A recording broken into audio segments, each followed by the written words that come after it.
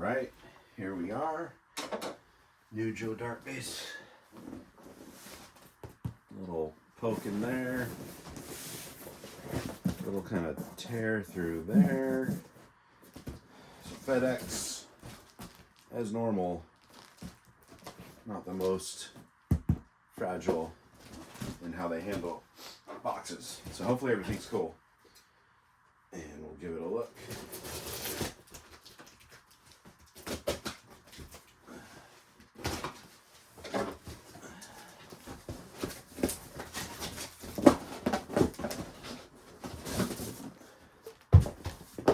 Oh my gosh.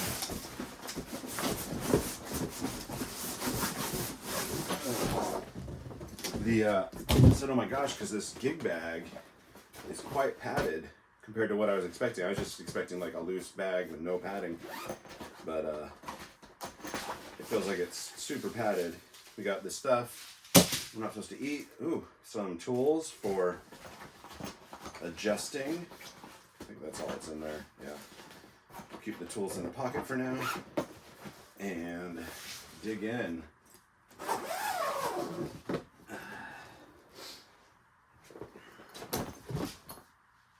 Alright, first instinct is it's pretty heavy. It looks sick though. Looks great. Body looks small. Neck. Definitely not quarter sawn. You're not mistaking that for a quarter sawn neck, but the neck pocket looks ridiculously tight. Yeah, that neck pocket, I don't know if that's coming across. Crazy tight. I don't know if there'd be wood grain or if it was totally flat black. There's no wood grain showing through. It is definitely flat black. And we'll check it out.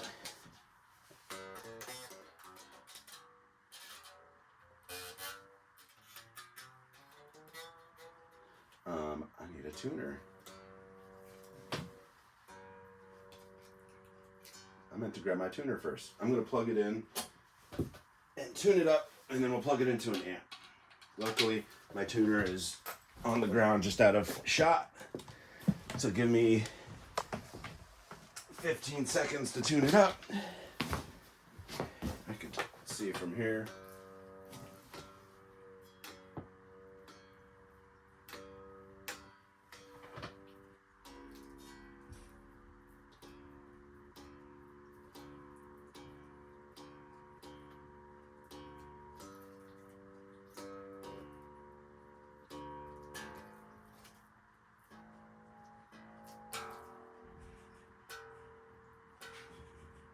All right, I think my son's just getting home.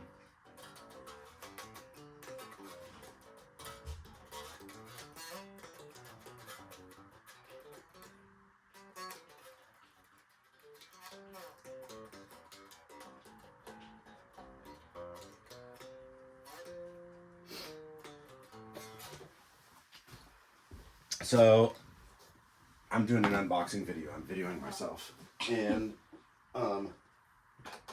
it plays amazing. The flat wound strings feel great. I like flat wounds. Yeah. I like flat wounds, and these ones when did you buy it? Are nice and flexible. I ordered it in April and it showed up today. So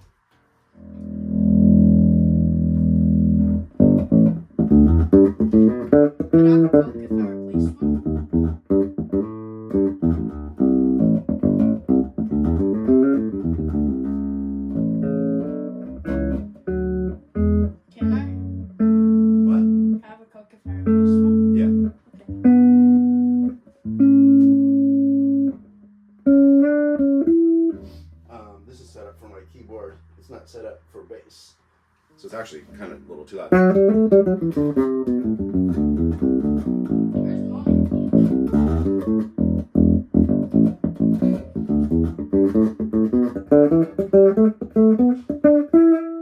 It definitely sings all the way up and down the neck. I'm talking to my camera.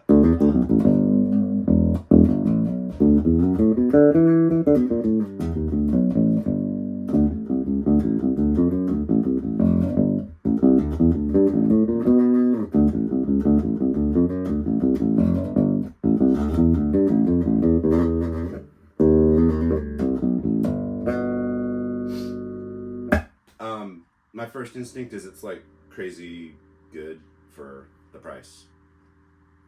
400, 500. Still feels, it's like it's punching above that weight. Definitely better than any Squier bass I felt. The neck feels fatter front to back than I would have expected, but I don't mind it. It's kind of more of like a U-shaped, that old school classic jazz neck vibe. Not quite as U-shaped, but more than like a typical Stingray neck. It's definitely thin, top to bottom, and then from front to back, it's thicker than I would have expected.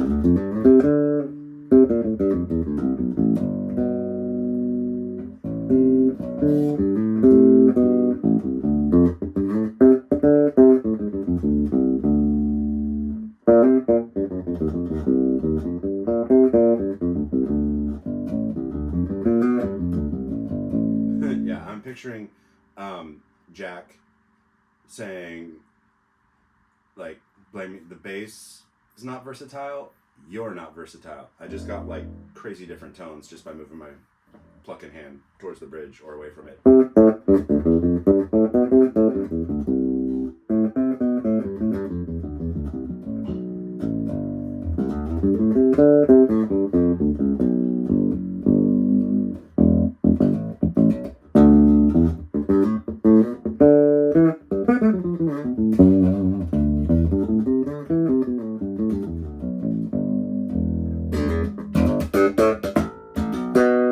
Way different than the bass I've been practicing all week.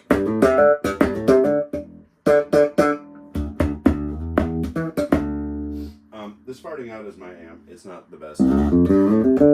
We use it just for our keyboard.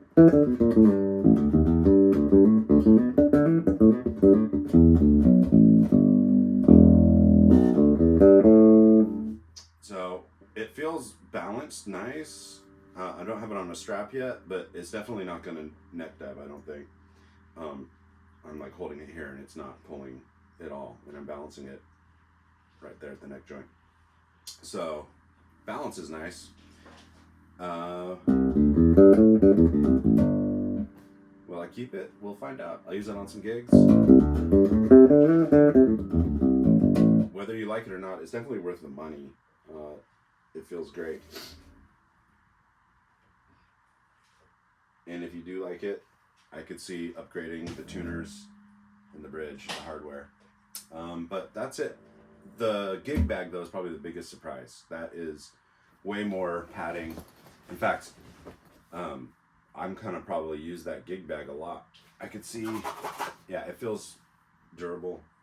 I use a Reunion Blues Continental for all my gigs, no matter what bass I'm using. It's just like the easiest gig bag for me to use. And when I bring a second bass, I will use like the hard case that it normally goes with, and this will probably be what I bring instead from now on. I'll bring my Reunion Blues and then my Joe Dart gig bag. Whether the Joe Dart goes or not, I don't know.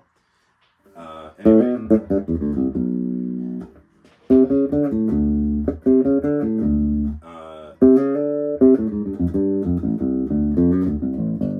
I like the feel of these flat ones. I've never tried these. This brand of Ernie Ball flats, they feel great, and it sounds good with this bass. I could see it probably being way too bright with round ones. All right, that's it. It's set up really nice. I might like the action just a teeny bit lower, but it looks like it's plenty of room in the saddles. Neck is looking like perfect. It's looking really, really flat.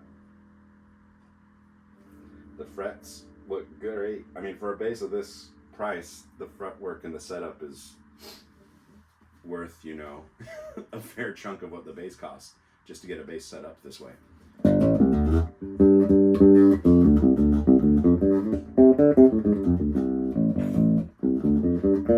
It feels weird.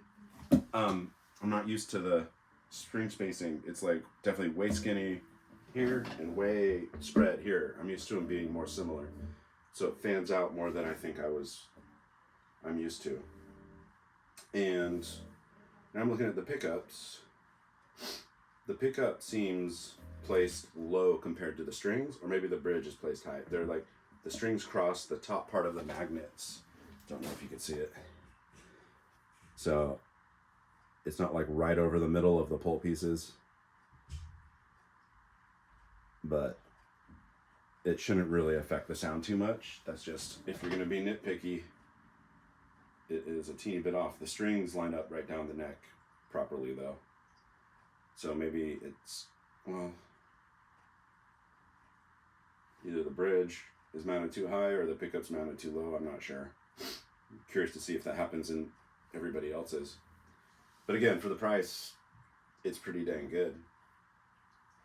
All right, that's it. I'm going to play some more with it.